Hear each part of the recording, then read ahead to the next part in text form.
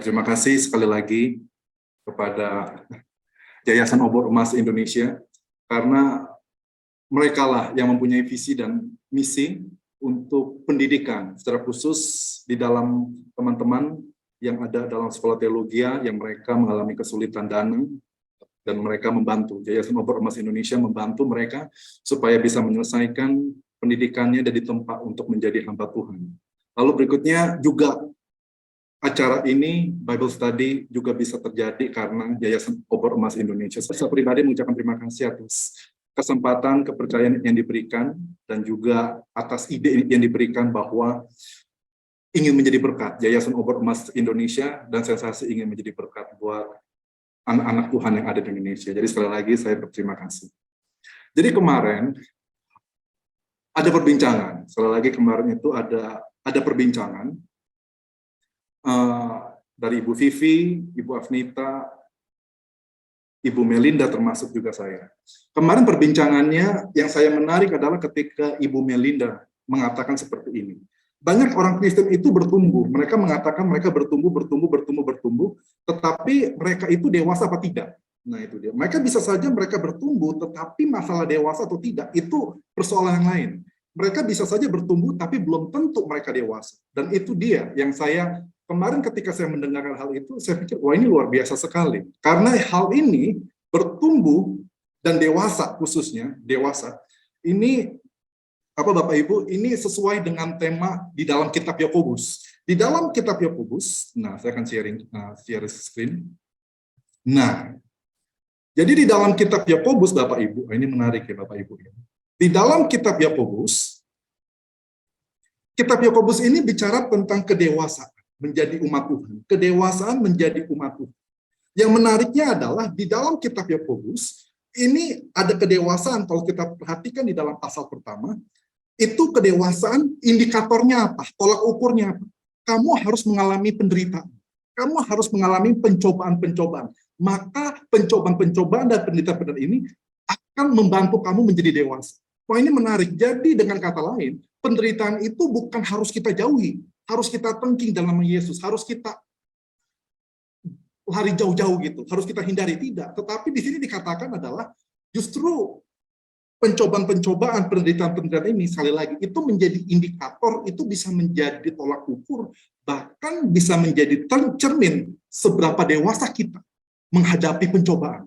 Nah, yang menariknya adalah kalau Bapak Ibu perhatikan, bukan hanya penderitaan, tetapi juga nanti di dalam akhir pasal 1, itu bicara firman Tuhan.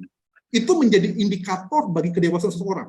Banyak orang mendengarkan firman Tuhan, tapi mereka nggak dewasa-dewasa. Banyak mereka yang datang tiap minggu ke gereja, tapi mereka nggak dewasa-dewasa. Nah ini dia, ada masalah apa?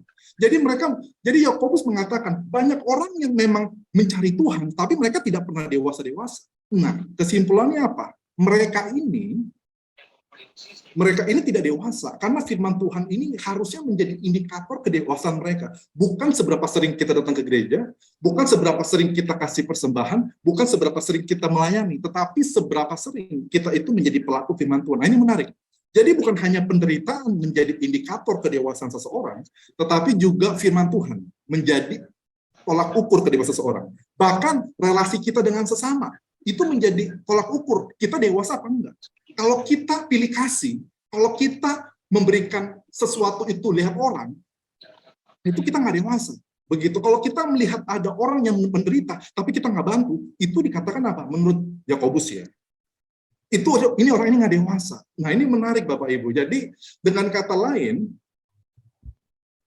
kitab Yakobus ini sangat kaya, memberikan kita nasihat-nasihat bagaimana kita bukan hanya bisa bertumbuh, tetapi bertumbuh sampai kita dewasa. Nah itu dia, itu kitab Yakobus, saudara sekalian. Dan kita akan bahas per topik, ya topik demi topik. Dan topik yang akan kita bahas, adalah tentang penderitaan. Nah, kita akan membahas penderitaan. Tapi saya mungkin sekaligus saya ingin saya ingin tahu Bapak Ibu, mungkin saya akan tanya kepada Bapak Ibu. Kita ada interaksi nih.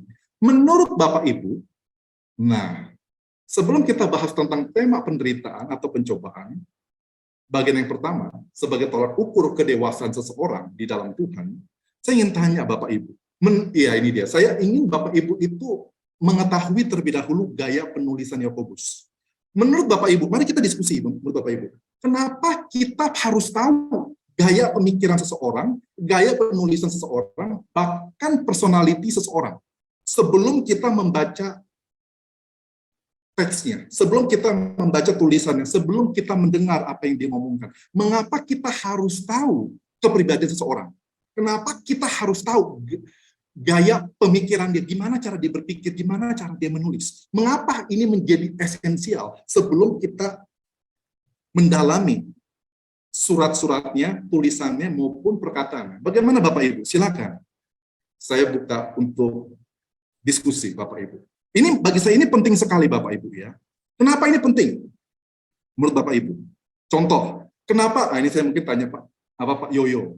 Iya, karena saya beberapa kali bertemu, tapi saya ingin mengenal Pak Yoyo lebih dalam. Menurut Pak Yoyo nih, kenapa Pak Yoyo sebelum menikah itu harus tahu dulu kepribadian wanita tersebut, istri Bapak, harus tahu dulu gitu loh. Kenapa? Gitu loh. Harus tahu dulu nih kepribadiannya apa, cara berpikirnya bagaimana, cara meresponnya bagaimana, cara menanggapinya bagaimana. Ini kenapa kita harus tahu kepribadian dia? Karena nanti kita akan hidup bersama ya kalau dengan istri ya, atau suami.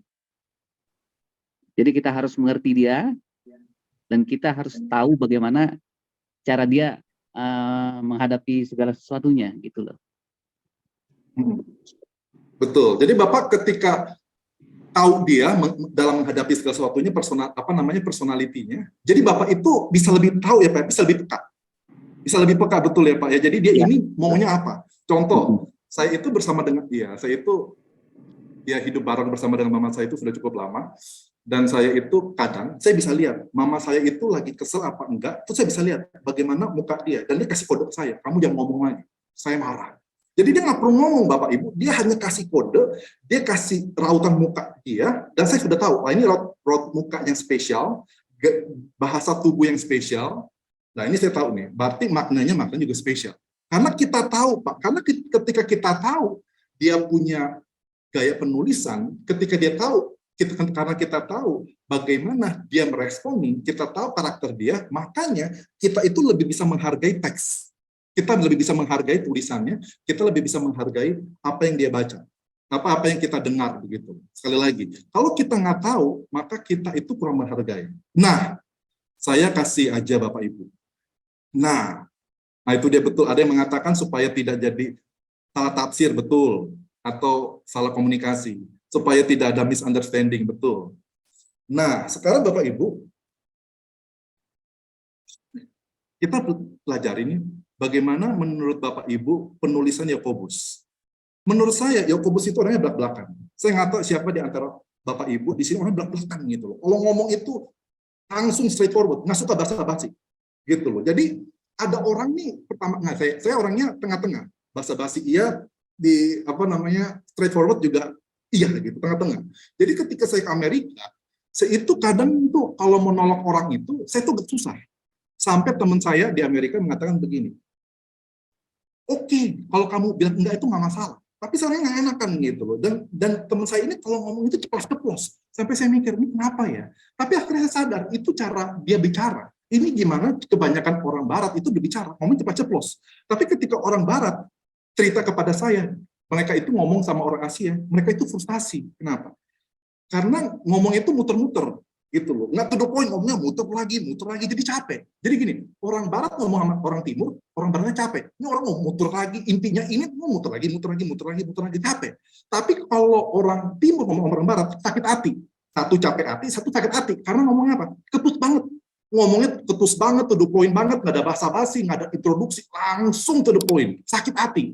Nah, jadi Bapak Ibu perhatikan ya, pentingnya kita mengetahui gaya penulisan seseorang, kepribadian seseorang, itu akan membantu kita bisa mendalami, memahami teks itu lebih dalam lagi. Nah, menurut Bapak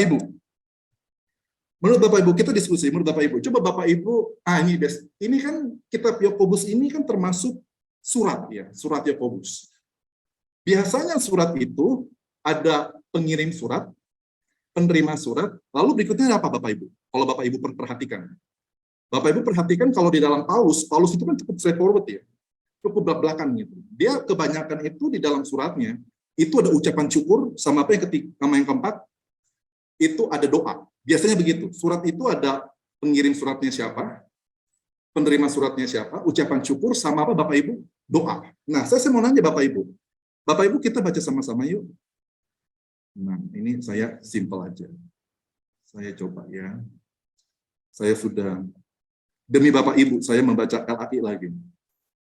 Demi Bapak Ibu, karena saya mencintai Bapak Ibu, saya membaca LAI lagi. Saya sudah lama sekali nggak baca LAI. Nah, Bapak Ibu, kita perhatikan ya, terjemahan Indonesianya.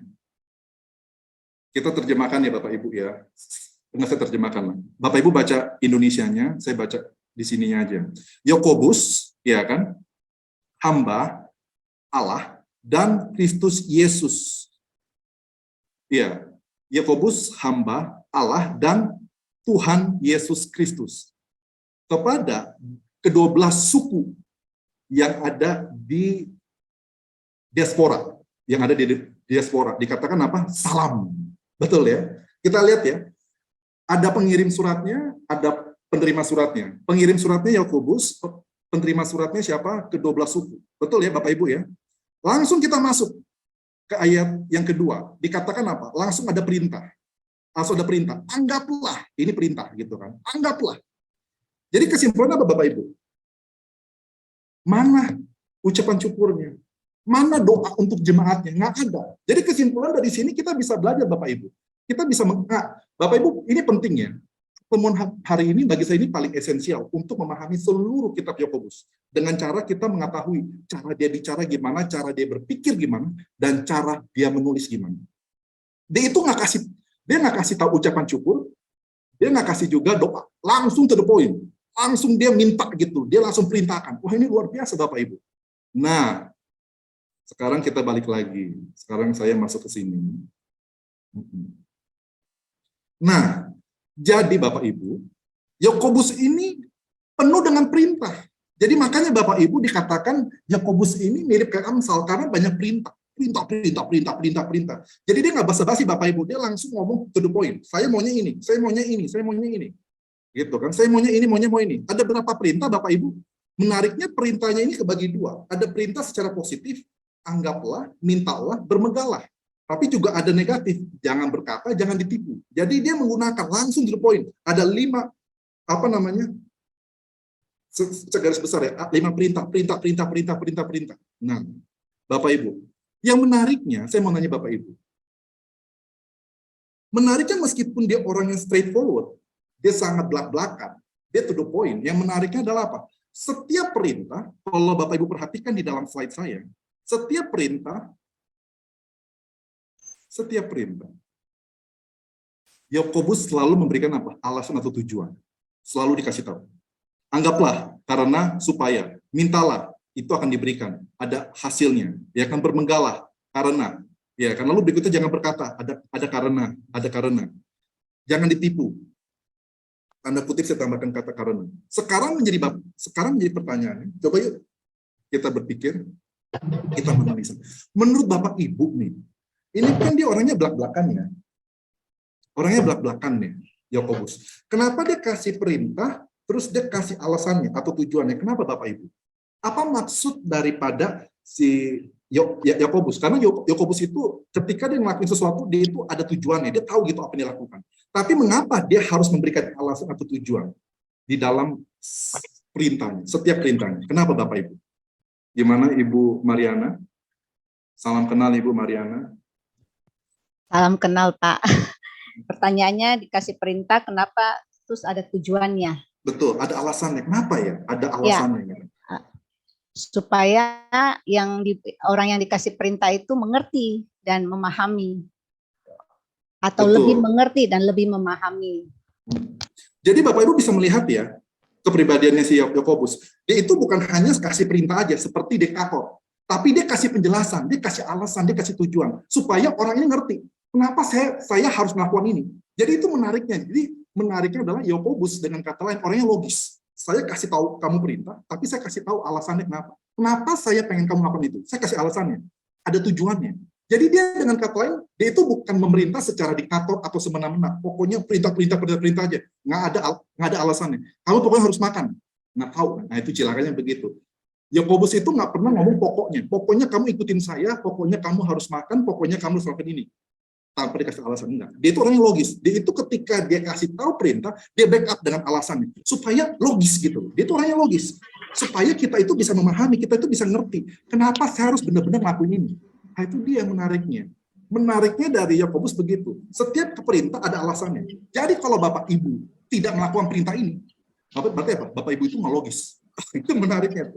Yakobus itu pintar. Kalau Bapak Ibu tidak melakukan perintah yang disampaikan oleh si Yakobus, kesimpulannya apa? Bapak Ibu itu nggak logis. Karena saya sudah kasih tahu alasannya. Masih aja nggak ngerti gitu. Gue udah kasih tahu lu harus ngelakuin ini, dan gue kasih tahu alasannya, lu pasti nggak mau ngelakuin. Berarti lu istilahnya bodoh sekali gitu. Itu enggak begini. Yakobus itu ngomong kasar. Bapak Ibu perhatiin nggak? Ngomong kasar. Nanti di pasal 3 dia bilang, lu bilang lu punya iman. Mana? Gue akan tunjukin gitu loh. Bisa nggak? Bisa nggak? Ada iman tanpa perbuatan. Dia akan ngomong belak-belakan. Bahkan iblis pun dia ngomong itu. Setan pun juga punya iman. Wih. Bapak Ibu perhatiin ya gayanya si Yakobus. Yakobus ini orang kasar. Bagi saya ini orangnya kasar banget nih. Ini orang belak-belakan banget nih. Mungkin campuran Ibu Melinda plus Ibu Vivi tambah lagi gitu, Paulus gitu kan. Ini orangnya belak-belakan sekali. Ini tuh poin gitu. Gue udah kasih tau lu alasan, kalau lu masih nggak mau ngelakuin apa yang gue perintahkan, lu itu berarti bodoh sekali gitu. Lu itu benar-benar bodoh. Lu itu nggak dewasa banget gitu, immature banget gitu. Udah gue kasih tau alasannya secara logis, masih nggak ngerti-ngerti juga, masih nggak mau ngelakuin juga, masih nggak berkembang juga, masih nggak bertumbuh juga, masih nggak dewasa juga. Lu bodoh sekali gitu. Itu sih Yakobus. Jadi Bapak Ibu kalau udah tahu gaya kepribadian seperti ini, jangan kaget. Nanti masuk ke pasal 2, pasal 3, dia ngomongnya keras banget gitu loh. Ya kan dia ngomong, kamu bilang kamu punya hikmat. Jangan-jangan hikmat kamu dari setan. Dia ngomong gitu loh, hikmat kamu mungkin dari setan. Kenapa? Kamu ribut terus, nggak pernah akur. Ditaruh di sini ribut, ditaruh di situ ribut, kamu berantem terus. Lu hikmatnya dari setan. Ini hamba Tuhan yang keras banget ya. Ini ngomongnya belak-belakan. Jadi Bapak Ibu, saya pengen Bapak Ibu tahu dulu, sebelum menggali teksnya, pengen tahu dulu gitu loh. Saya pengen menunjukkan kepribadiannya kayak gimana sih. Orangnya straightforward. Nah, perhatiin Bapak Ibu. Di dalam alasan atau tujuan, ini kita mikir ya, Bapak Ibu coba cek ya, perhatiin. Ini ada ilustrasi loh. Ada ilustrasi. Ilustrasinya, jadi di dalam pasal 1 ayat 2 sampai 18 itu kita coba dulu ya. Sekali lagi, Yakobus di dalam pasal 1 ayat 2 sampai 18, dia kan orangnya kan ngomongnya belak-belakan ya. Ngomongnya to the point gitu. Tapi menariknya ada 2 kali dia itu sampaikan ilustrasi. Yakobus itu sampaikan ilustrasi seperti angin. Ya kan kalau kamu itu berdoa tapi kamu itu nggak punya iman, kamu itu seperti angin. Bapak Ibu bisa baca di dalam Yakobus 1 ayat 6 sampai 8. Lalu berikutnya dia jelaskan lagi, orang kaya, ya kan? Orang kaya itu akan binasa. Dia bilang akan binasa kan? Seperti apa? Seperti bunga di rumput. Dia kasih ilustrasi. Sekarang saya mau nanya lagi Bapak Ibu. Coba kita berpikir, dia kan orangnya kan basa-basi. Apa? Dia orangnya nggak ada basa-basi ya. Yakobus itu nggak ada orangnya nggak ada basa-basi. Tapi kenapa dia kok bisa ada waktu? Dia kok mau sih sampaikan ilustrasi? Bahkan penjelasan di dalam ayat 13 sampai 15 itu dia kasih tahunya penjelasannya panjang. Kenapa dia kasih tahu begitu panjang? Kenapa dia orangnya basa-basi? Dia bukan orang basa-basi, tapi kenapa dia mau meluangkan waktu untuk ceritakan angin itu bagaimana, terus flower itu gimana, bunga itu bagaimana, terus matahari panasnya segala macam, membakar segala macam. Dia kok harus ngomong begini panjang nih? Coba ya Bapak Ibu. Coba saya mau tanya, lihat dulu ini siapa yang sayang. Bu Lingling. Bagaimana Bu Lingling? Kenapa ya? Mungkin Pak Kihan juga bisa bantu. Kihan termasuk Pak Ivan. Bagaimana ya? Dia kan orangnya kan nggak ada basa-basi. Tapi kenapa kok dia bisa muter-muter, tanda kutip ya, ngomongin apa namanya tentang angin lah, tentang bunga lah, tentang Allah. Kenapa dia ngomongnya panjang? Ya? Ayo Bapak Ibu, coba kita mikir, kenapa ya? Dia ini nggak sesuai dengan kepribadian dia, seperti yang tadi kita sudah baca. Ayo silakan Bapak Ibu, silakan. Gimana Ibu Mariana? Mungkin Ibu Mariana coba. Ya karena Ibu ini nih yang semangat nih, jadi saya senang gitu. Saya coba ya Pak. Silakan Bu. Itu untuk to emphasize, menekankan lagi. Jadi memberikan penekanan. Dia udah kasih tahu nih gini-gini, lo harus begini. Tapi orang supaya lebih jelas lagi, dia memberikan ilustrasi, memberikan penjelasan. Jadi dengan harapan udah to the point nih ya. Kalau nggak ngerti juga nih, gue tambahin nih. Ini penjelasannya, ilustrasinya, gitu Pak. Ya saya mau nanya Bu. Nah, Ibu jangan di-mute dulu ya. Ibu lihat nggak Bu? Yang saya kasih gambar ini. Yang gambar ini adalah ilustrasi dan penjelasan. Ini yang biru-biru ini Bu, ini ilustrasi. Yang hijau-hijau ini adalah penjelasan. Ini kan panjang lebar Bu ya. Betul Bu Maria? Nah, Ibu lihat nggak Bu? Si Yakobus panjang lebar, kasih ilustrasi, kasih penjelasan di dalam kolom apa Bu? Negatif. Betul. Itu kuncinya. Ini kuncinya Bapak Ibu. Dia ngomong panjang lebar, kasih tahu apa? Ini alasan gini, saya mau kasih tahu alasan atau tujuan negatif. Kesimpulannya apa? Supaya lu nggak ngelakuin. Jadi gini, benar seperti kata Ibu kan. Gua udah kasih, orangnya berbelakang, gua kasih perintah nih. Terus gua oke lah, gua orang logis lah. Gua itu baik sama lu, gua kasih alasannya. Terus gua bukan hanya kasih alasan, tapi kalau untuk hal yang negatif, gua kasih lagi alasannya. Gua sengaja panjangin lebar-lebar supaya lu itu bener-bener nggak seperti itu, nggak bodoh gitu. Wah itu luar biasa. Contoh, Bapak Ibu perhatikan nggak? Dikatakan apa? Yang negatif ini kita bahas ya. Yang 6 sampai 8 ini kita bahas singkat aja. Perhatikan nggak? Yang ke-6 dengan ke-8, nah kita bahas deh. Bapak Ibu lihat ya, 6, 8, 10, 11. Ingat ya, 6, 8, 6 sampai 8, 10, 11. Oke? Kita ke sini. Bentar, saya mau Bapak Ibu memperhatikan ini. Bapak Ibu ini, wah, kalau udah ngerti kayak begini, Bapak Ibu udah gaya penulisannya si Yakobus, kepribadiannya, kalau Bapak Ibu masih kacau balau, nah itu dia. Itu dibilang kacau. Oke, kita bilang begini ya, Bapak Ibu lihat ya, saya bacakan aja Indonesianya. Hendaklah ia meminta dengan iman dan sama sekali jangan bimbang, sebab orang yang bimbang sama seperti gelombang laut yang diombang-ambingkan kian kemari oleh angin. Betul ya? Bapak Ibu, saya nggak bahas itu Indonesianya. Saya bahas langsung, Bapak Ibu dengerin saya aja. Jadi dikatakan apa? Ini. Dikatakan apa? Jadi kita itu bukan kita dibandingkan itu dengan air aja. Dalam bahasa aslinya itu kita dibandingkan apa? Dengan rough. Ini dia, rough water. Jadi memang kita bayangkan, kita itu bukan dibandingkan dengan air saja. Kita bukan dibandingkan dengan air yang tenang, tapi kita memang dibandingkan kalau kita doa nggak punya iman. Bayangin, Yakobus bilang gini, lu ngapain doa kalau lu nggak percaya?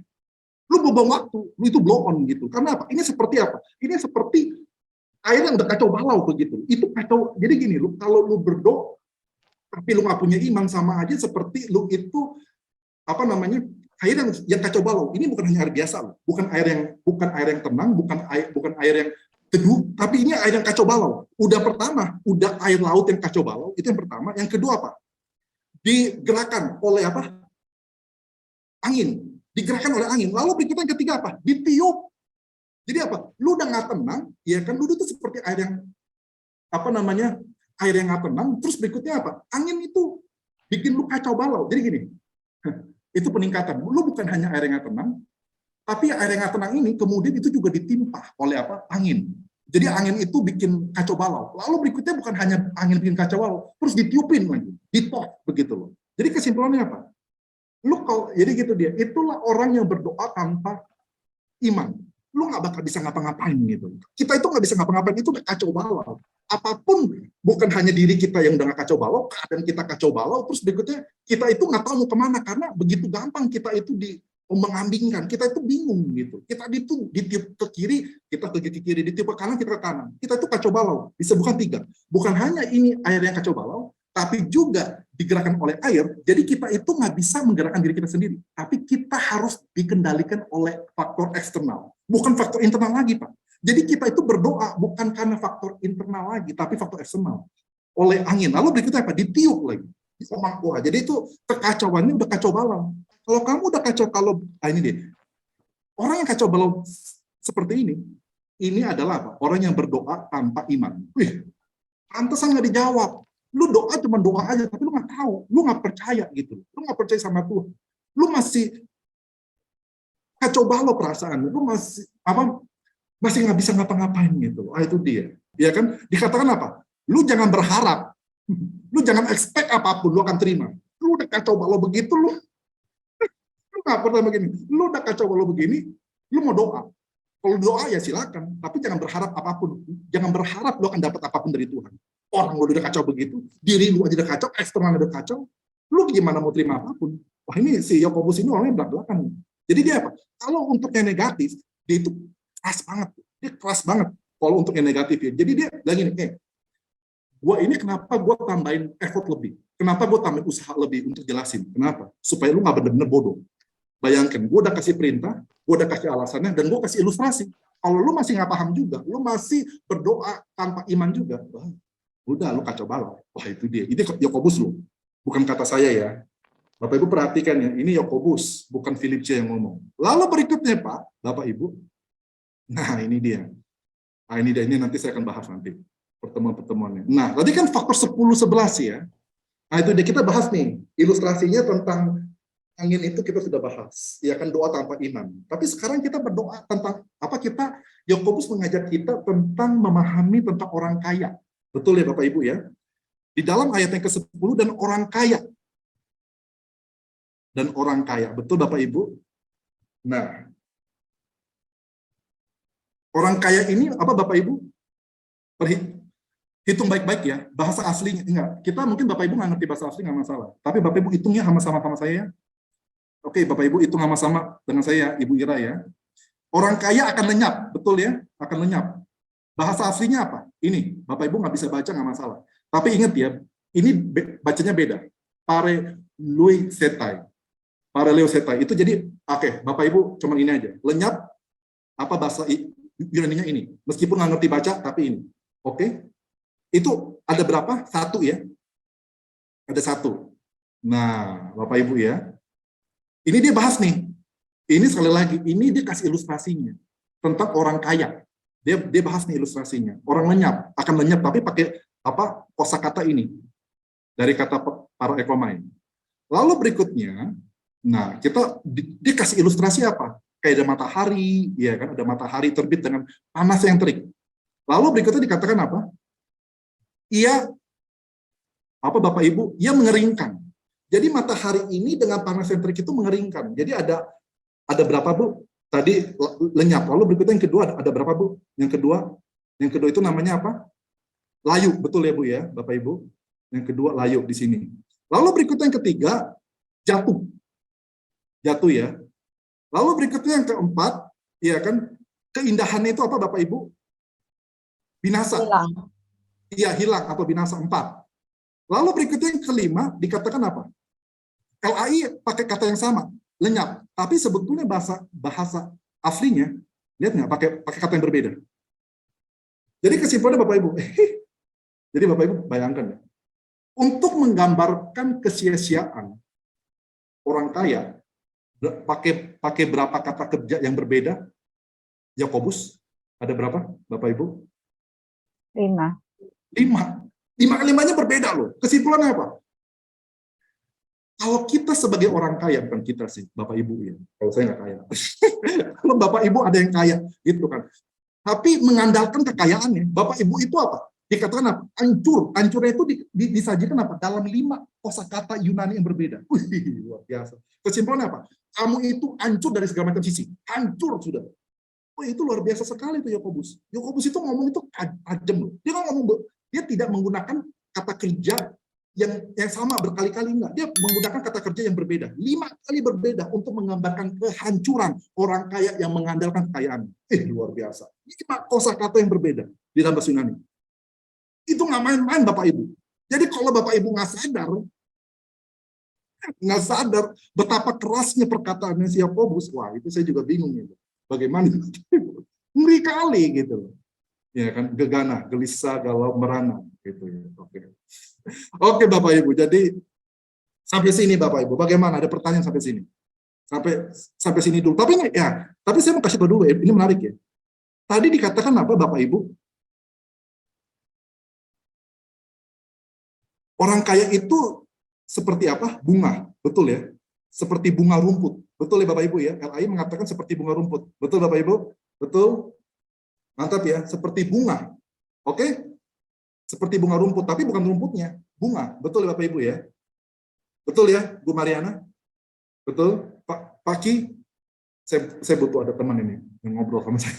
Siapa ini? Saya mau ngajak ngobrol dengan Heldiana. Ibu Rahel Heldiana. Halo. Halo.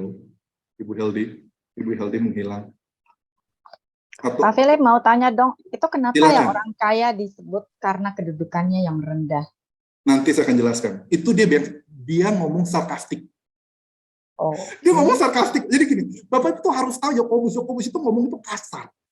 Maka saya bilang Ibu Vivi masih baik. Ibu Melinda masih baik. Dia ngomong Ibu Vivi sama Ibu Melinda masih jauh lebih baik. Maka saya bilang plus gitu loh. Plus siapa ini orang yang paling sarkas? Itu dia ngomong orang kaya karena kedudukannya rendah. Logikanya nggak mungkin, orang kaya nggak mungkin kedudukannya rendah, pasti dia tinggi. Tapi dia ngomong orang yang kaya karena kedudukannya rendah. Ya kan? Sebab dia akan lenyap seperti apa? Bunga. Nah, itu dia dibandingkan dengan bunga, bukan rumput. Kan bunga itu tumbuhnya di rumput ya. Lalu menariknya begini Bapak Ibu.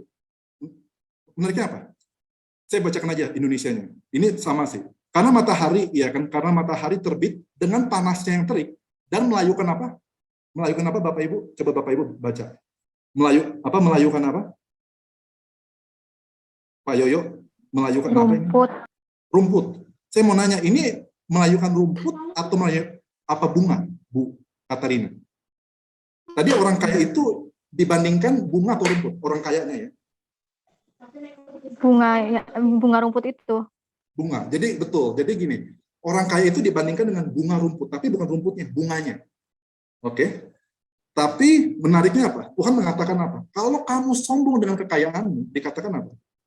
Aku akan hancurkan kamu. Tapi bukan hancurkan bunganya, tapi apa? Rumputnya di mana kamu berkembang. Rumputnya di mana kamu itu bertumbuh. Jadi Tuhan akan menghancurkan tempat orang kaya ini. Bayangkan, bukan, saya nggak hancurin bunganya, tapi saya hancurin rumputnya. Saya tidak menghancurkan kamu, tapi saya menghancurkan tempat kamu pelayanan. Saya menghancurkan tempat kamu mencari usaha, tempat kamu hidup, tempat kamu berkeluarga, tempat kamu sekolah, tempat kamu kuliah, tempat kamu saya hancurkan. Karena kalau tempatnya hancur, rumputnya hancur, bunganya pasti hancur. Betul nggak? Sehingga gugurlah bunganya. Semaraknya apa? Hilang. Udah. Jadi Tuhan tuh nggak perlu menghancurkan kita, tapi Tuhan hanya menghancurkan tempat kita. Udah hancur semua gitu. Tuhan itu simpel gitu. Kamu mau sombong, kamu mau semena-mena, kamu mau tinggi hati, silakan. Aku mau hancurkan kamu. Aku hancurkan tempat di mana kamu mencari nafkah. Kamu akan hancur semuanya bisa. Wih, luar biasa ini. Si Yakobus. Yakobus ini ngomong kasar ya. Saya nggak, ini bukan saya loh Bapak Ibu ya. Sekali lagi saya kan dengan baik ya, Bu Vivi, dengan lembut, ya kan dengan kasih karunia daripada Tuhan. Tapi memang Yakobus ini kasar sekali gitu. Betul ya Pak Yoyo ya, kasar gitu. Ya kan, kalau kamu nggak berubah, tetap masih sombong, akan saya hancurkan bukan hanya tempat kamu, tapi akan saya hancurkan kamu dengan 5 kehancuran, kata kerja yang berbeda-beda. Kesimpulannya apa? Kehancuranmu itu pasti. Kehancuranmu itu pasti. Tempatmu itu akan hancur, keindahanmu akan hancur, kebanggaanmu itu akan hancur, semuanya akan hancur. Aku hanya perlu hancurkan rumputnya saja. Kamu hanya bunga, tapi aku hancurkan seluruhnya rumput itu. Aku hancurkan semua. Ngeri kali. Saya boleh bertanya Pak Philip? Silakan Bu. Berarti ini menurutnya ini orang kaya itu dia memiliki kekayaan itu sebenarnya itu hanya suatu titipan ya. Jadi apabila kekayaan itu tidak dia pergunakan dengan untuk juga membantu orang lain, itu mungkin bisa jadi menjadi bencana buat dia. Apakah Iya, Bu, nanti kita akan bahas Bu, tentang kekayaan itu. Tapi ya nanti saya akan jelaskan. Bapak Ibu perhatikan baik-baik ya. Ini saya mau Bapak Ibu perhatikan lagi slide saya. Ini penting Bapak Ibu. Yang negatifnya ya Bapak Ibu ya, perhatikan negatifnya. Bapak Ibu perhatikan baik-baik ya. 6 sampai 8, 6, 7, 8, oke? 10, 11. Oke Pak Yoyo, mantap ya Pak ya. Terus berikutnya 13 sampai 15. Betul ya Pak? Negatifnya semua Pak. Betul? Oke, ini menarik Bapak Ibu. Nah, ini saya mau kasih tahu ini Bapak Ibu, ini ada yang menarik. Kalau lagi 6, 8, 10, 11, 13, 15. Bapak Ibu catat ya. Perhatikan baik-baik. Ini saya bukan sulap Bapak Ibu. Ini kita bukan sulap, tapi saya menunjukkan hal yang paling mengejutkan dari teks ini. Kita masuk ya. Bapak Ibu lihat nggak di sini? Gaya penulisan Yakobus. Bapak Ibu perhatikan nggak? Yakobus itu ini dia. Ada saya bilang ada kata-kata unik. Kata-kata unik ini maksudnya apa? Bayangkan Bapak Ibu, di dalam hanya 18 ayat Bapak Ibu, tetapi ada 13 kosakata yang sama sekali nggak pernah dipakai oleh kitab-kitab lain di dalam Perjanjian Baru. Hanya Yakobus sendiri yang pakai. Sekali lagi, 13 kata ini hanya di dalam 18 ayat, oke? Hanya bayangkan, begitu banyak, bayangkan. Ada kata-kata yang begitu banyak ini, Pak, Bapak Ibu, hanya di 18 ayat pertama, dan ini tidak pernah digunakan oleh kitab-kitab lain di dalam Perjanjian Baru, seperti Lukas, Matius, surat-surat Paulus. Paulus saja nggak pernah gunakan kata-kata ini. Hanya Yakobus saja yang menggunakan kata-kata ini di seluruh Perjanjian Baru. Seluruh Perjanjian Baru. Jadi kesimpulan Bapak Ibu bisa lihat ya, dia ini, Yakobus ini orang yang pintar, cerdas, kosakata dia banyak. Bahkan Paulus aja dia nggak menggunakan. Lukas aja yang pinter aja, yang dokter aja dia nggak menggunakan kata-kata ini. Ini kata-kata ini hanya muncul di dalam surat Yakobus, hanya muncul. Bapak Ibu perhatiin ya, ada 13. Perhatiin nggak tapi? Dari 2 sampai 10, ayat 6, 6, 6, 8, 8, 11, 13, 14, 15. Bapak-bapak bayangkan nggak? 9 kata. 9 kata dari 13 kata ini munculnya di mana Bapak Ibu? Munculnya di mana? Di sini. Di negatif. Bapak Ibu bisa nangkep maksudnya gimana? Kenapa Yakobus bisa seperti itu? Bisa dia menggunakan kata-kata yang begitu spesial yang nggak pernah digunakan oleh rasul-rasul yang lain, oleh penulis PB yang lain, tapi digunakan di negatif. Kenapa Bapak Ibu? Kenapa? Ya karena kalau hal yang negatif orang tidak usah diajarin. Tambah kita bilang jangan, tambah dibikin. Jadi mesti dikasih ilustrasi yang menarik. Iya, bahkan bukan hanya dikasih ilustrasi yang menarik, bahkan dikasih kosakata yang memang tidak ada di dalam kitab-kitab lain. Supaya apa? Lu nyantol. Bayangkan udah pakai, bayangin lu. Udah dikasih perintah, udah dikasih alasan, udah dikasih ilustrasi.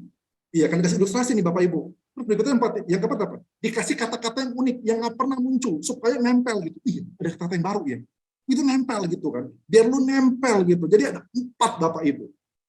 Ada 4 Bapak Ibu di mana Yakobus ini kita masih masuk dalam gaya penulisan, masih belum bahas teksnya. Jadi Bapak Ibu tuh bisa tahu gitu. Wah, ini luar biasa sekali Yakobus ini gitu. Ini benar-benar ketika dia mengajarin kita, dia itu benar-benar serius gitu. Dia itu nggak pengen benar-benar kita itu menjadi orang yang nanti kita akan bahas. Itu orang yang bodoh gitu. Menurut si Yakobus. Jadi dia tulis seperti ini Bapak Ibu. Nah, kita bahas sebentar yuk. Meskipun dia ada kata-kata, nah ini dia. Mana ya?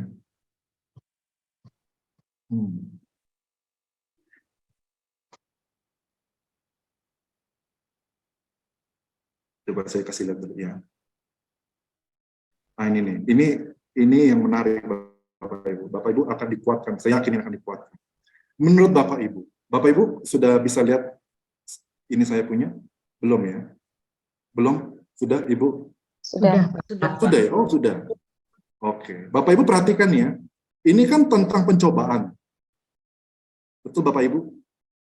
Ayat yang kedua sampai ayat yang keempat tentang pencobaan, betul ya Bapak Ibu ya?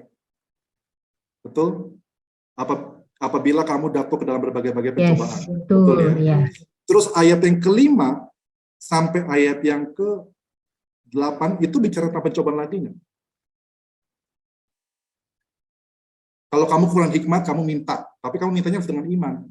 Itu masih masuk ke dalam pencobaan nggak Bapak Ibu? Iya, Jujur. Mas minta hikmat dalam pencobaan, Pak. Nah, terus sekarang saya masuk ke dalam apa Bapak Ibu? Di dalam ayat 9 sampai ayat yang ke-11. Ini tentang orang miskin sama orang kaya. Ini masuk dalam pencobaan nggak? Gimana Bapak Ibu? Masih masuk? Ibu Afnita? Kira-kira ini tentang bagaimana Ibu? Ibu Mariana? Masih ya. Kok minus masih? Ini Pak Ponto maksudnya apa? Minus masih itu. Kepencet minusnya, Pak. Oh, oke. Oke, Bapak Ibu. Nah, ini dia. Bagus Bapak Ibu. Bapak Ibu masih melihat kesamaan, bagus Bu, Bapak Ibu. Karena kalau kita melihat sekilas itu kayaknya nggak nyambung gitu. Ini bahas tentang pencobaan, terus tentang iman, terus bahas tentang orang kaya sama orang miskin, terus kembali lagi ke pencobaan. Nah, ini menarik gitu loh. Ini benar nggak sih nyambung? Nah, ini dia. Saya mau kasih tahu juga. Ini, saya mau kasih lihat juga Bapak Ibu. Ini menarik ya. Ini. Bapak Ibu perhatikan nggak? Bapak Ibu sudah bisa lihat slide saya? Ini Ya, dia Bapak. sudah. Bisa ya? Sudah bisa ya? Nah, Bapak Ibu perhatikan nggak? Yakobus itu bukan hanya memakai kata-kata yang unik, tapi dia juga pakai kata-kata pengikat. Jadi dia pindah dari satu ayat ke ayat lain itu dia pakai kata-kata pengikat yang diulang-ulang lagi. Ketekunan. Ketekunan itu ada dalam ayat 3, tapi ada ayat 4 lagi, diulang lagi. Jadi dia gitu, cara dia pindah itu menarik. Dia pakai kata inti. Apa dia pakai satu kata, inti kata itu yang sebagai engsel untuk menghubungkan ayat sebelumnya dengan ayat sesudahnya. Itu pintar sekali Yakobus itu. Pintar sekali. Jadi ada kekurangan. Ya itu dia. Jadi dia bahas gitu loh. Saya mau masuk ayat 5 nih, tapi saya mau pakai kata kunci yang dia ada dalam ayat 4, tapi saya mau ulang lagi di ayat yang kelima. Begitu pula permintaan, begitu pula rendah, begitu pula kaya. Menariknya apa? Seperti Pak Pontos katakan, ketekunan. Ketekunan ini munculnya di ayat 3 ke 4, tapi tiba-tiba, ini menarik, langsung Yakobus di ayat yang ke-12, dia muncul lagi, ketekunan. Kata ketekunan itu muncul lagi. Kenapa? Supaya Yakobus itu ingin kasih tahu kita, ini masih dalam satu konteks yang sama loh. Ini masih di dalam topik yang sama, pencobaan. Jadi makanya dia pakai kata-kata yang sama, kemudian diulang lagi sebagai engsel, sebagai pengikat. Oh, itu pintar sekali siapa sih Yakobus.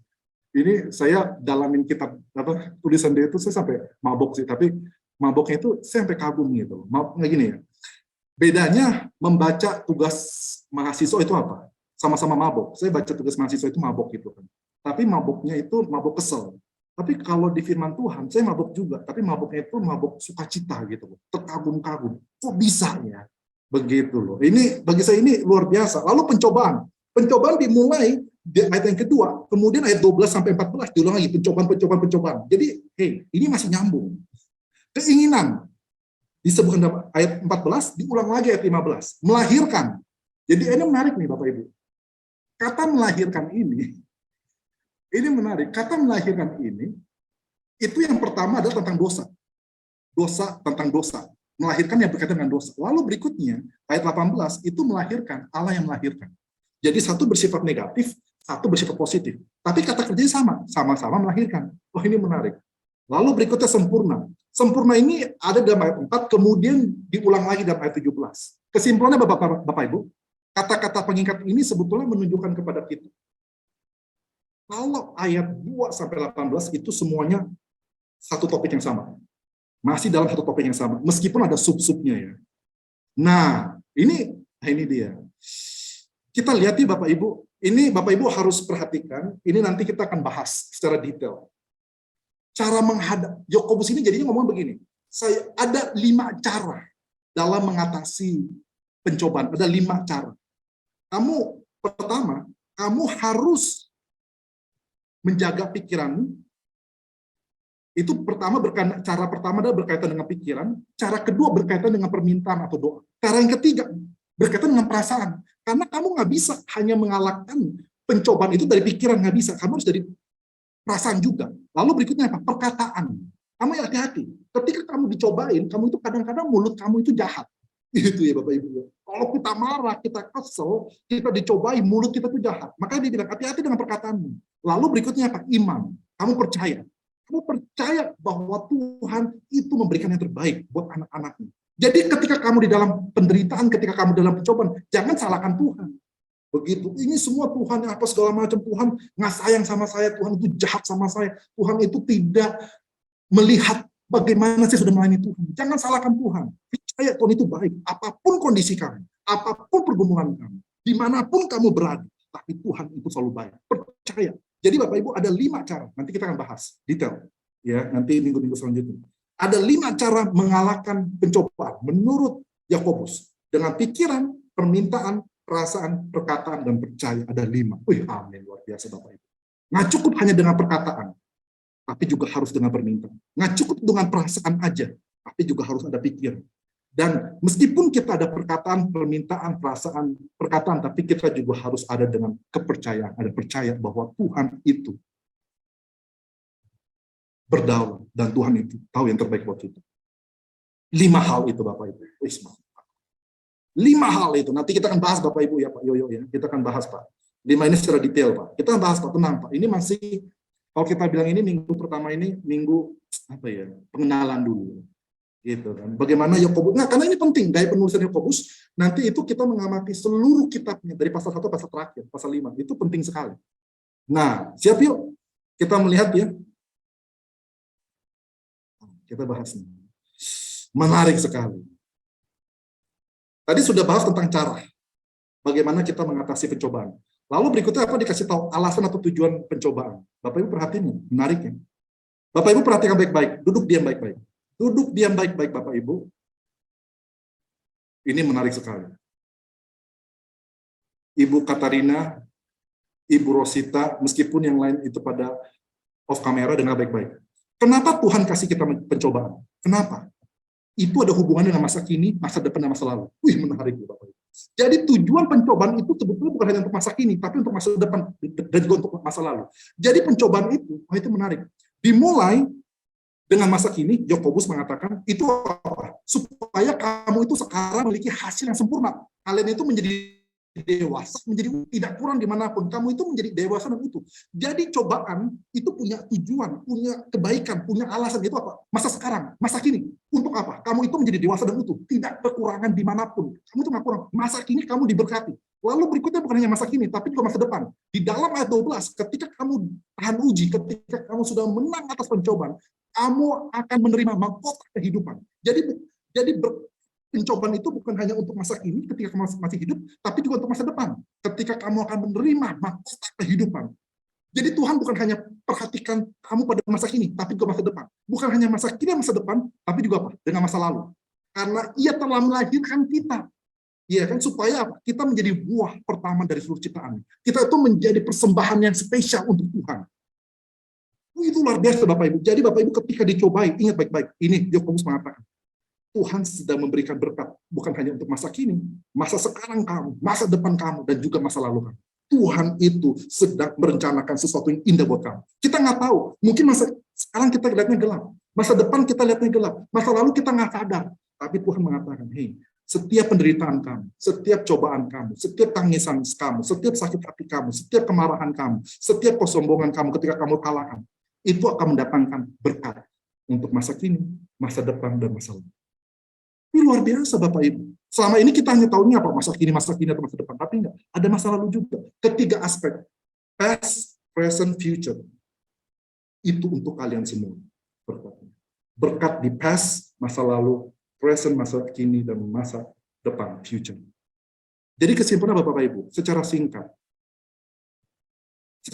ya, Yakobus itu sangat sistematis. Di dalam ayat 2-18, dia itu membahas source dari temptation. Sebetulnya sumber pencobaan itu apa? Bukan Tuhan, tapi diri kamu sendiri. Lalu berikutnya dikasih tahu solusinya, 5 step itu tadi, 5 cara. Lalu berikutnya goalnya itu, apa Bapak Ibu? Ada 3, masa lalu, masa sekarang, masa depan. Tuhan itu merencanakan segala sesuatu berkatnya di masa lalu, masa sekarang, masa depan untuk kalian, untuk kita semua. Melalui apa? Melalui pencobaan.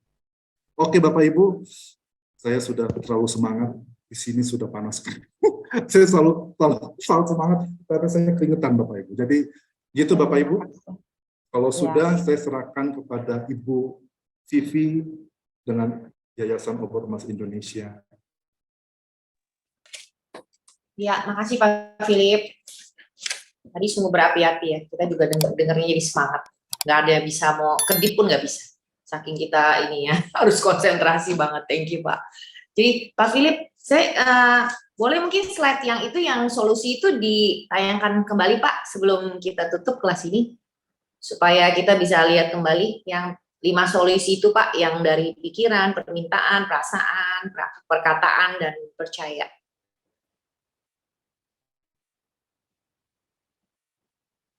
Pak, saya ada pertanyaan ya satu. Saya cuman mau ini aja, mau pengen tahu banget. Ini kan dari solusi ini kan ada ini ayatnya kan teratur ya. Dari satu ayat yang 2, 5, 6, 9, 10. Ya kan Pak? Jadi pikirannya harus, solusinya bagaimana pikiran kita harus berubah, kita harus meminta kepada Tuhan, misalkan hikmat yang kita kurang, kita harus minta sama Tuhan. Ada perasaan yang di sini, dan juga ada perkataan dan percaya. Pak, dalam kehidupan kita sekarang ini yang kita harus aplikasikan, bukankah harusnya kita percaya dulu gitu maksudnya. Percaya kepada Tuhan bahwa Dia adalah satu-satunya Allah dan Raja, dan juga keselamatan kita tuh hanya di dalam Kristus. Jadi bukannya biasanya harus kita percaya dulu ya Pak. Baru nanti dengan kita percaya, kita baru pikiran kita bisa berubah gitu. Dan nanti hal-hal apa yang kita kurang, kita bisa minta kepada Tuhan. Maksudnya hal ini bukannya kayak rumus yang paten gitu kan. Maksudnya dari 1, 2, 3, A, B, C, D, E gitu yang harus berurutan. Maksudnya this thing can be, maksudnya bisa diubah gitu kan, atau bagaimana ini sebenarnya? Maksudnya bagaimana nih Pak? Betul, Bu. Ini mantap sekali, Bu. Jadi Ibu pertanyaan mantap. Jadi ini nanti kita akan lihat, kita akan bahas secara detail. Betul, Bu. Ini adalah kalau menurut saya ini ketika saya lihat ya, ini merupakan kejeniusan atau kepintaran penyajian daripada si Yakobus. Jadi dia ngomongnya nggak jelas dulu kan, dia ngomongnya jelas itu. Dia ngomongnya ke bagaimana kita dulu berelasi gitu kan. Kita itu pikiran kita harus bagus, permintaan kita juga ketika kita minta harus dengan iman kita dulu, Bu. Kita juga harus menjaga perasaan kita bermegah bukan karena apa yang kita punya, bukan. Iya kan? Apa kita yang punya, apa kita nggak punya, enggak. Tapi kita bermegah aja bukan dari apa yang kita miliki atau apa yang bukan kita miliki. Enggak, kita di sana. Karena kalau kita fokus kepada apa yang kita miliki atau tidak kita miliki, itulah cobaan kita. Begitu. Ya kan? Itu, kok saya nggak punya ini, kok saya nggak punya itu, saya kok punya ini. Bahkan yang kita punya pun aja kita ada masalah gitu. Itu cobaan kita. Yang kita nggak punya itu juga cobaan kita. Nah itu dia, jadi di sini, ya kan? Kita kita jaga perasaan kita, bahkan perkataan kita, mulut kita. Nah ini menariknya, ketika dibahas tentang kita, iya kan? Nah itu menarik tuh. Kita mikir, oh kita seperti ini menariknya apa? Yang terakhir, Bu. Dikatakan apa? Sebetulnya intinya, ujung-ujungnya, sumbernya, Bu. Ini menariknya apa? Menariknya gini. Ketika Yakobus itu mengatakan, wah bagaimana harus kita begini, dan berikutnya apa? Terakhir ditutup dengan sumbernya. Terakhir itu dia kasih tahu sumbernya. Sebetulnya kenapa kalian harus melakukan semua ini? Kenapa? Karena kamu harus lihat sebetulnya, ini Bu, kata percaya ini sebetulnya bukan karena iman sih. Maksudnya benar, Bu. Tapi saya ini masuknya gini. Ini menariknya gini. Ketika dia bahas semua ini, pikiran, permintaan, perasaan, perkataan, Yakobus malah begini. Sebetulnya kenapa kalian harus menjaga 4 ini? Karena apa? Permasalahan itu adalah di kalian sendiri. Di keinginan kalian sendiri, makanya disimpan di akhir, terakhir, gitu loh. Kenapa selama ini kita merasa bergumul, kita itu merasa dicobai, kenapa kita itu merasa berat? Karena apa? Karena ujung-ujungnya itu diri kamu sendiri, masalahnya itu di diri kamu sendiri, gitu loh. Tapi Tuhan itu adalah Tuhan yang baik. Nah itu dia. Jadi dia apa ya? Gimana Bu ya? Kalau kita nonton film gitu kan, kita nonton film. Bapak Ibu pernah nonton film nggak? Ada film pembunuhan. Kita mikir jadi filmnya ini mengarahkan ini jangan-jangan pembunuh ini orang si A, jangan pembunuhnya si B, si C. Kita udah deg-degan kan, ini siapa nih pembunuhnya gitu kan.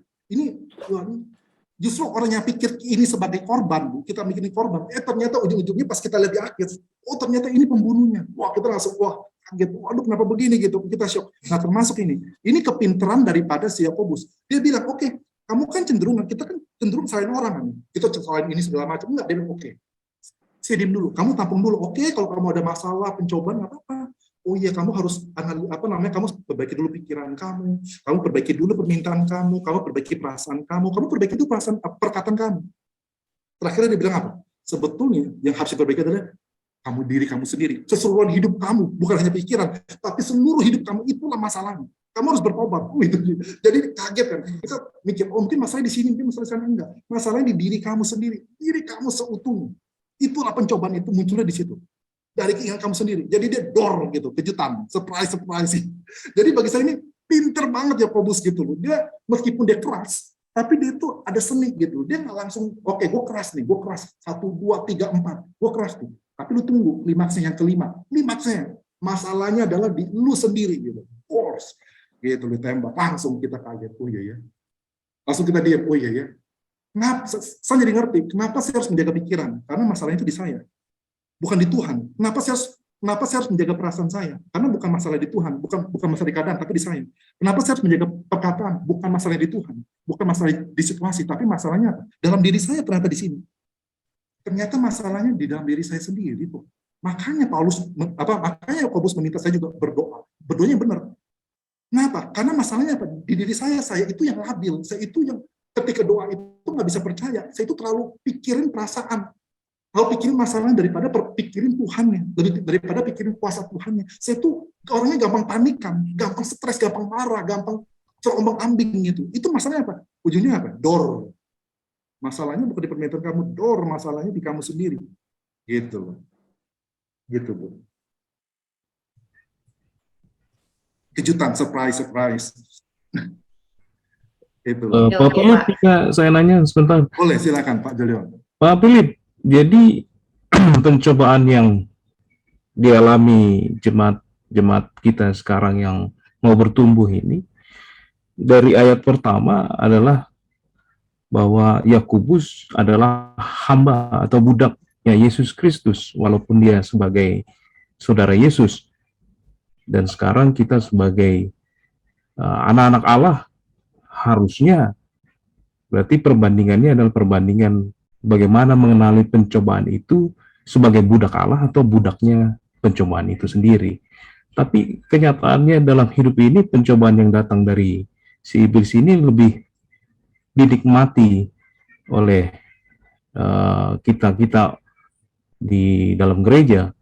Tapi bagaimana meresponi Yakobus sebagai hamba Allah ini, yang poin-poinnya yang saya belum dapat gitu. Apakah dia harus selalu dekat terus kepada Yesus Kristus, ataupun dia menjalankan apa kerja-kerjanya Yakobus gitu loh, Pak Philip. Kerja-kerja yang bagaimana kita menghindari pencobaan yang kita dapati supaya kita dewasa. Itu aja Pak Philip. Siap, terima kasih Pak. Jadi memang betul Pak. Bapak, itu dia. Jadi betul pertanyaan Bapak valid sekali. Jadi apa yang kiat-kiatnya? Nanti kiat-kiatnya, sekali lagi kan, topik ini penting Bapak Ibu. Sekali lagi, topik ini hari ini bukan kiat-kiatnya, tapi kita memahami cara berpikirnya si Yakobus gitu. Cara dia berpikir, cara dia menyajikan argumentasi, cara dia menganalisa, cara dia berbicara, cara dia menulis, itu kita tahu dulu gitu. Karena kalau kita sudah tahu ini, kita akan masuk ke dalam kiat-kiatnya, Pak. Betul. Jadi Yakobus itu kasih tahu kiat-kiatnya. Yakobus kasih tahu kiat-kiatnya, dan itu kita akan bahas di dalam minggu depan. Kita akan langsung bahas gitu. Kiat pertama, kiat kedua, kiat ketiga, itu langsung kita bahas. Terus what's next gitu. Setelah kita tahu seperti ini, terus what's next gitu. Jadi next-nya itu langkah-langkahnya, perintah-perintah dari Yakobus, cara-caranya itu kita akan bahas total. Gitu loh, di dalam minggu depan dan minggu-minggu selanjutnya. Jadi Bapak Ibu, bagus sekali pertanyaannya Pak Jolion. Pernyataan Pak Jolion ini meminta kita untuk bertahan ya kan, di dalam firman Tuhan, di dalam minggu-minggu selanjutnya. Jadi Bapak Ibu, kalau ingin tahu nih bagaimana nih selanjutnya, ikut pertemuan minggu depan. Kita sama-sama kita belajar, kita sama-sama kita bertumbuh, dan sama-sama kita saling mengingatkan. Termasuk saya juga diingatkan. Mari kita sama-sama kita berjuang bersama-sama. Betul Pak Pontos, betul. Ini betul Pak. Jadi sebetulnya kalau Bapak Ibu yang udah ikut kuliah bahasa saya, tahu ini sebetulnya saya jelaskan itu makro dulu. Dulu selama ini saya jelasin mikro dulu kan. Detail-detail dulu. Sekarang saya enggak. Saya balik karena ini kan khususnya kepada jemaat awam kan. Jadi saya jelasin dulu umumnya, secara umum, baru kita masuk ke detail-detailnya. Betul. Jadi kita tahu dulu gambaran besar. Itu akan membuat kita itu tahu kita mau ke gang mana, ke gang 1, ke gang 2, ke gang 3, kita udah tahu dulu. Ada petanya, map-nya dulu. Baru kita masuk ke langkah-langkahnya secara detail. Langkah pertama, kedua, ketiga, keempat. Jadi Bapak Ibu harus ikut minggu depan. Begitu Bapak Ibu ya, untuk tahu langkah-langkahnya, praktisnya. Terima kasih Bapak Ibu, Pak Jolion terima kasih, dan saya meminta Pak Jolion untuk hadir kembali minggu depan. Terima kasih. Silakan Bu Vivi. Terima kasih Pak Philip yang sudah mengajar kita banyak hal malam hari ini. Kiranya Tuhan memakai Pak Philip lebih lagi untuk kemuliaannya.